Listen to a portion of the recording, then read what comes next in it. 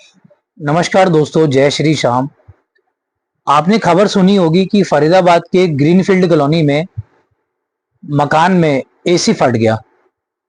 AC फटने से पूरी बिल्डिंग में आग लग गई और दूसरी मंजिल में रह रहे सचिन कपूर, रिंकू कपूर और उनकी बेटी मौके पे ही दम घुटने से उनकी डेथ हो गई। उनका एक बेटा भी था जो कि मौके पे वहां से निकल गया, लेकिन बता रहे हैं कि उसकी भी हालत नाजुक है और फिलहाल वो अभी हॉस्पिटल के आईसीयू वार्ड में एडमिट है। मैं प्रार्थना करता हूं बाबा शाम से कि उस बच्चे को जल्दी से स्वस्थ करें, ठीक कर दें और इस घटना में जिन लोगों की मृत्यु हुई है उनकी आत्मा को शांति दें।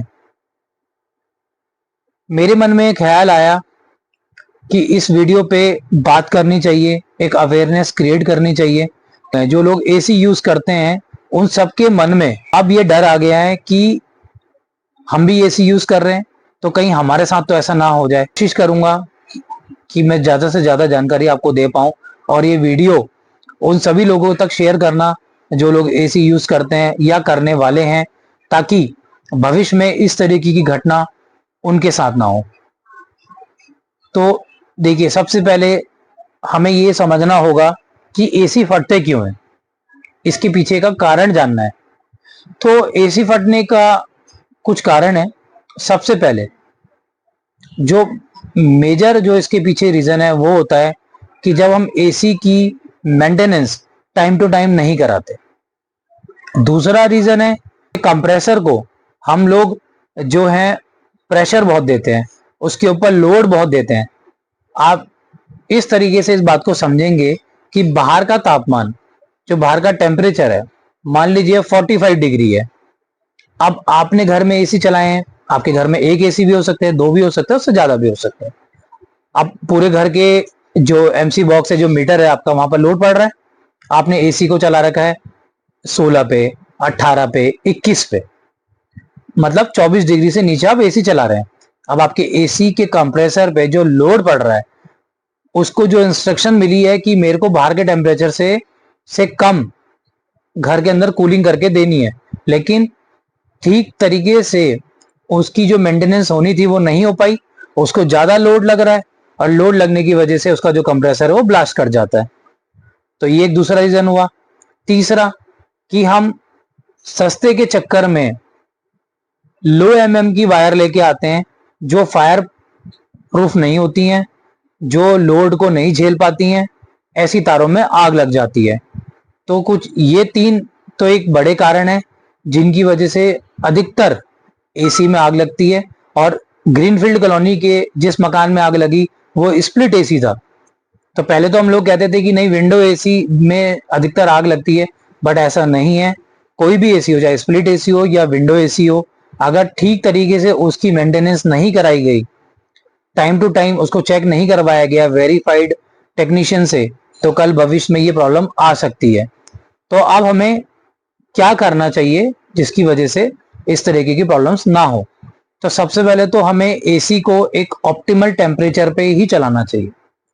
जो गाइडलाइंस मेंशन भी होती हैं, अगर आपने देखी होंगी एसी के बॉक्स पे लिखी होगी कि 24 फ़ारेनहाइट, 24 टेम्परेचर के फ़ारेनहाइट पे ही हमें जो है एसी को चलाना चाहिए। और कोशिश करनी चाहिए कि 25, 26, 27 इस टेम्परेचर पे ही चले। टाइम थोड़ा लेगा लेकिन वो फिर कूलिंग भी करेगा, तो बट कंप्रेसर के ऊपर कोई लोड नहीं आएगा। ठीक है। हम लोग क्या करते हैं, जल्दी कूलिंग हो जाए, बाहर से आ रहे हैं, हम 16 पे कर देते हैं।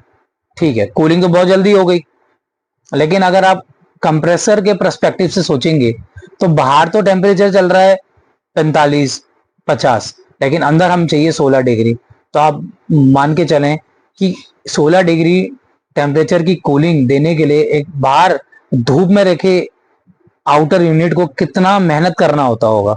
तो अगर आपके ऊपर कोई लोड डाल देगा, आपकी क्षमता से, जो आपकी क्षमता है उससे ज्यादा अगर लोड डाल देगा, तो हम क्या हो जाता है, हमें चक्कर आने लगते हैं, हम वीक पड़ जाते हैं। ठीक उसी तरीके से उसका भी मैकेनिज्म है, वो भी एक इलेक्ट्रॉनिक आइटम है, तो उसका भी थोड़ा सा ध्यान रखें। ठीक है। तो टेम्परेचर को हमेशा 24 और 24 से थोड़ा सा 25, 26 पे ही रखें। कूलिंग थोड़ा लेट होगी लेकिन आपके कंप्रेसर को कोई लोड नहीं पड़ेगा। दूसरा, हर सीजन के टाइम पे जब आप एसी चला रहे हैं तो हर 3 महीने में आपको उसकी रेगुलर जो है मेंटेनेंस करवानी चाहिए। कंपनी के टेक्नीशियंस को बुलवाएं, अगर वो नहीं आ पा रहा है तो एक वेरीफाइड टेक्नीशियंस को आप बुला सकते हैं और उसके थ्रू जो है आप सर्विस करवाएं। इससे आपका एसी का जो हेल्थ है वो अच्छी बनी रहेगी।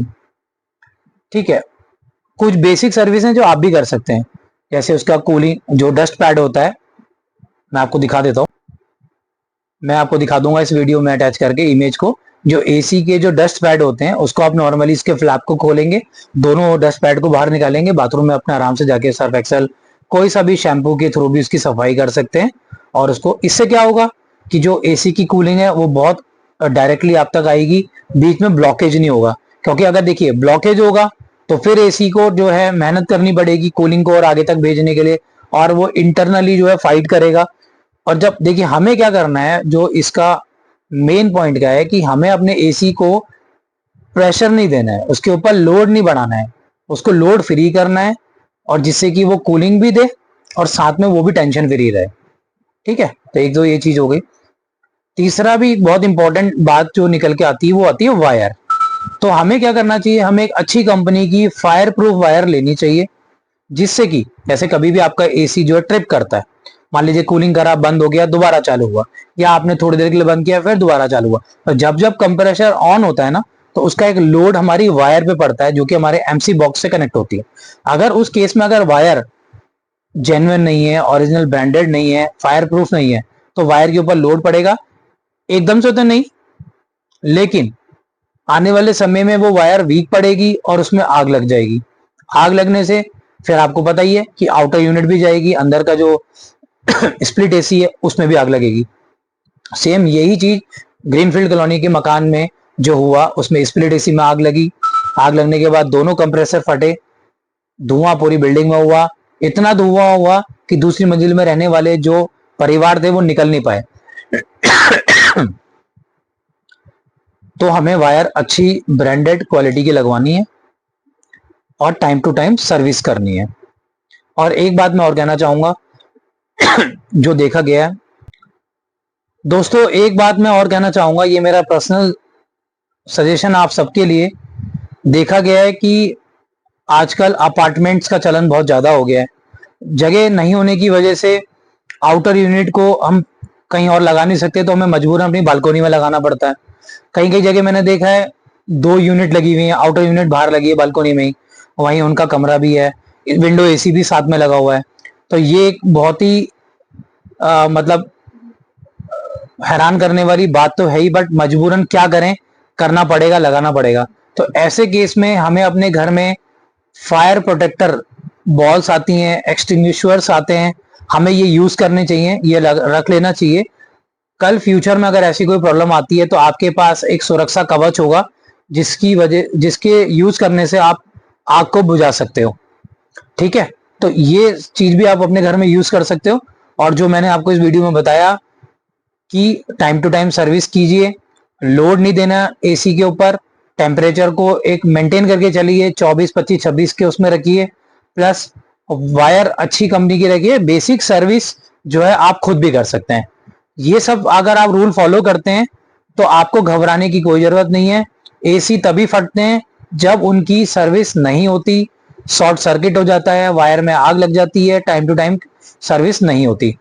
ठीक है, तो ये सब चीज आपने ध्यान देनी है। और जाते जाते इस वीडियो में मैं बाबा श्याम से प्रार्थना करूंगा कि भगवान किसी के भी साथ इस प्रकार की कोई घटना ना घटे कभी, और इस हादसे में जिन लोगों की मौत हुई है उनकी आत्मा को शांति दें और उस बच्चे को जल्द से जल्द रिकवर करें। तो वीडियो को मैं यहीं समाप्त करता हूं। अगर आपको पसंद आया हो तो प्लीज इस वीडियो को ज्यादा से ज्यादा तक लोगों तक जो है शेयर करें, वीडियो को लाइक करें, चैनल को सब्सक्राइब करने मत भूलना। कल हम लोग और वीडियो डालेंगे अलग अलग टॉपिक में, अवेयरनेस टॉपिक में, तो वहां आपको वीडियो मिलेंगी। नोटिफिकेशंस आप बेल आइकन भी प्रेस कर दीजिएगा ताकि नोटिफिकेशन आपको सबसे पहले मिल सके। जय श्री श्याम।